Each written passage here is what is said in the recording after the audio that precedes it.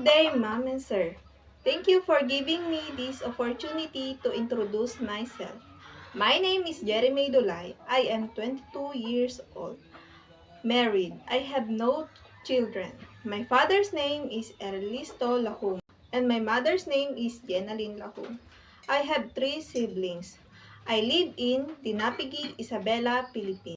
I have a work experience here in the Philippines as domestic helper for 2 years, from July 15, 2023 to July 15, 2025. I serve 3 members of the family, 2 adults, the husband and wife, and their one loving child. Duties are cleaning the house, washing the clothes, washing the dishes, cooking, marketing, and taking care their baby. I am an honest person, hardworking, trustworthy, friendly, and patiently.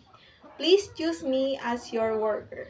I promise you that I will follow all your rules and regulations, and I respect all the members of your family. Thank you very much.